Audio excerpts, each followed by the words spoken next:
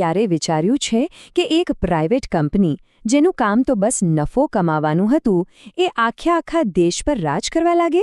ના, આ કોઈ ફિલ્મની વાર્તા નથી, આ તો ઇતિહાસ છે, અંગ્રેજ ઈસ્ટ ઇન્ડિયા કંપનીનો। એક એવી કહાણી જેમાં વ્યાપાર ધીમે ધીમે રાજકારણમાં ફેરવાઈ ગયો અને એક નાનકડી મહત્વાકાંક્ષાએ એક વિશાળ સામ્રાજ્યનું રૂપ લઈ લીધું। તો સૌથી મોટો સવાલ એ જ છે કે આ બધું થયું કેવી રીતે? કઈ રીતે મુઠ્ઠીભર વેપારીઓએ આટલા મોટા ઉપખંડ પર કબજો કરી લીધો? આ સમજવા માટે આપણે થોડું સમયમાં પાછળ જવું પડશે। એક એવા સમયમાં જ્યારે આખી દુનિયા મસાલા અને ખજાના પાછળ પાગલ હતી। આખી વાર્તાની શરૂઆત થાય છે સુગંધથી, લવિંગ, તજ અને કાળા મરીની સુગંધથી। સદીઓથી આ બધા મસાલા જમીન માર્ગે ભારતથી યુરોપ જતા હતા, પણ 1453માં એક મોટી ઘટના બની। તુર્કોએ કોન્સ્ટેન્ટિનોપલ જીતી લીધું અને બસ આ રસ્તો બંધ થઈ ગયો। હવે યુરોપમાં ભારતના મસાલા, રેશમ અને કપાસ વગર ચાલેમ જ નહોતું। જાણે કે યુરોપના રસોડામાંથી સ્વાદ જ ગાયબ થઈ ગયો। એટલે એક નવી રેસ શરૂ થઈ, દરિયાઈ માર્ગે ભારત સુધી પહોંચવાની। અને આ જ હતી મસાલાની દોડ। યુરોપના બધા મોટા દેશો એકબીજા સાથે હરીફાઈ કરવા લાગ્યા કે કોણ પહેલા પૂર્વના બજારો સુધી પહોંચે। જો આ ખાલી વેપાર નહોતો, આ તો સત્તા અને વર્ચસ્વની લડાઈ હતી। અને આ રેસમાં સૌથી પહેલા જીત્યા પોર્ટુગીઝો। વર્ષ હતું 1498, જ્યારે વાસ્કો દ ગામા કાલિકટના દરિયા કિનારે ઉતર્યો। તેના આવવાથી ભારતના દરવાજા યુરોપ માટે ખુલી ગયા અને સાથે સાથે વેપાર, સ્પર્ધા અને સંઘર્ષના એક નવા જ યુગની શરૂઆત થઈ। હવે પોર્ટુગીઝો આવી ગયા તો પછી બીજા કેમ પાછળ રહે? ભારતના બજારોમાં જાણે કે યુરોપિયન તાકાતોની લાઈન લાગી ગઈ અને આના કારણે જબરદસ્ત હરીફાઈ અને દુશ્મનાવટ પણ શરૂ થઈ ગઈ।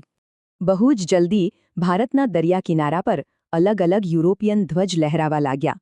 પોર્ટુગીઝોએ ગોવામાં અડ્ડો જમાવ્યો, એમના પછી ડચ આવ્યા, ફ્રેન્ચ આવ્યા અને છેવટે વર્ષ 1600માં અંગ્રેજોની એન્ટ્રી થઈ।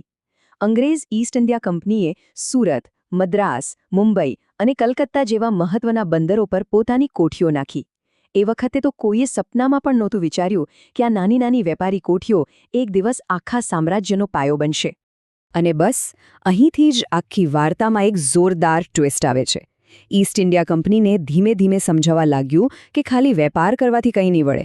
જો ભારતના બજારો પર કંટ્રોલ કરવો હોય તો રાજકીય અને લશ્કરી તાકાત તો જોઈશે જ। અને આ જ વિચારે એક વેપારી કંપનીને શાસક બનવાના રસ્તે દોરી। જરા ટાઈમલાઈન જુઓ, કંપનીએ કોઈ ઉતાવળ નહોતી કરે। 1613માં સુરતમાં પહેલી કોઠી બનાવી અને પછી લગભગ 150 વર્ષ સુધી તેઓ ધીમે ધીમે, બહુ જ ધીરજથી પોતાની પકડ મજબૂત કરતા રહ્યા। બંગાળમાં કારખાનો ખોલ્યો, વેપાર વધાર્યો અને બસ એક સાચા મોકાની રાહ જોતા રહ્યા। અને પછી આવ્યું વર્ષ 1757। એ મોકો મળી ગયો। આ આખી લડાઈના કેન્દ્રમાં બે મુખ્ય પાત્રો હતા। એક તરફ બંગાળના યુવાન અને તેજ મિજાજના નવાબ સિરાજ ઉદ દૌલા અને બીજી તરફ કંપનીનો મહત્વાકાંક્ષી અને ચાલાક ઓફિસર રોબર્ટ ક્લાઇવ। નવાબને કંપનીની વધતી તાકાત અને કિલ્લેબંધી પસંદ નહોતી, જ્યારે ક્લાઇવને એવો નવાબ જોઈતો હતો જે એના ઈશારે ચાલે। આ ટક્કર તો થવાની જ હતી। 1757 આ વર્ષ ભારતના ઇતિહાસમાં કાયમ માટે લખાઈ ગયું। કેમ? કારણ કે આ જ વર્ષે થયેલા પ્લાસીના યુદ્ધે ભારતનું ભવિષ્ય હંમેશા માટે બદલી નાખ્યું। આ ખાલી એક લડાઈ નહોતી, આ એક ક્ષણ હતી જ્યારે સત્તાનું ત્રાજવું હંમેશા માટે અંગ્રેજોના પક્ષમાં ઝૂકી ગયું। પણ હકીકત એ છે કે પ્લાસીના મેદાનમાં અંગ્રેજો હથિયારથી નહોતા જીત્યા, એ લોકો ષડયંત્રથી જીત્યા હતા। રોબર્ટ ક્લાઇવે નવાબના જ સેનાપતિ મીર જાફરને બંગાળની ગાદીની લાલચ આપી દીધી। એટલે થયું એવું કે યુદ્ધના મેદાનમાં નવાબની મોટાભાગની સેના લડ્યા વગર જ ઊભી રહી। સિરાજુદ્દૌલા હારી ગયા। આ એક એવો દગો હતો જેણે ભારતમાં બ્રિટિશ રાજનો પાયો નાખ્યો। પ્લાસી પછી 1764માં બક્સરના યુદ્ધમાં જીતીને કંપનીએ પોતાની સત્તા પર પાક્કી મોહર મારી દીધી। અને આ જીતનું ઇનામ શું મળ્યું? દીવાની, એટલે કે બંગાળ, બિહાર અને ઓરિસ્સા જે ભારતના સૌથી ધનવાન પ્રાંતો હતા ત્યાંથી ટેક્સ ઉઘરાવવાનો હક। એમ સમજો કે કંપનીને નોટો છાપવાનું મશીન જ મળી ગયું।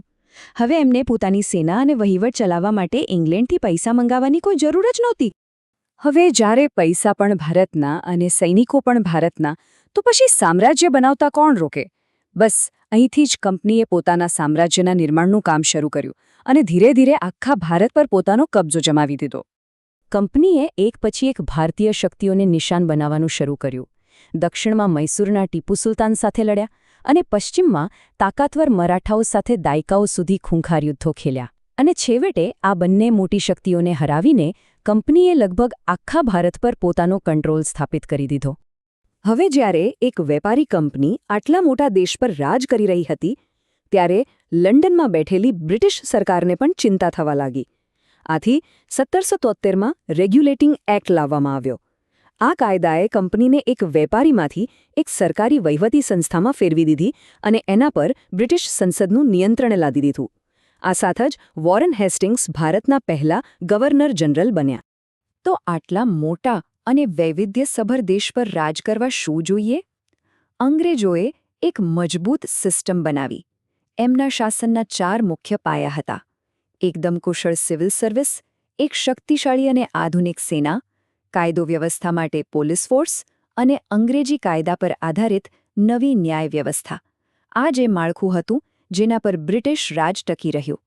એમની તાકાતનો સૌથી મોટો આધાર હતી એમની સેના.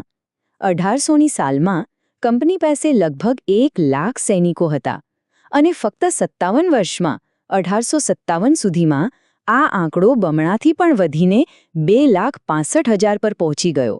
અને સૌથી નવાઈની વાત તો એ છે કે આમાંના મોટાભાગના સૈનિકો ભારતીયો જ હતા. આ જ વિશાળ સેના હતી જેણે અંગ્રેજોને આટલા મોટા દેશ પર રાજ કરવામાં મદદ કરી. તો આમ વેપાર કરવા આવેલી એક કંપની દગા અને લડાઈના જોરે આખા ઉપખંડની માલિક બની ગઈ. આ એક અકલ્પનીય ઘટના હતી, પણ તે પોતાના પાછળ કેવો વારસો મૂકીને ગઈ. જ્યારે એક કોર્પોરેશન એક સામ્રાજ્ય બનાવે ત્યારે તેની અસલી કિંમત કોણ ચૂકવે છે? આ એ સવાલ છે જે આજે પણ ઇતિહાસના પાનાઓમાં ગુંજી રહ્યો છે.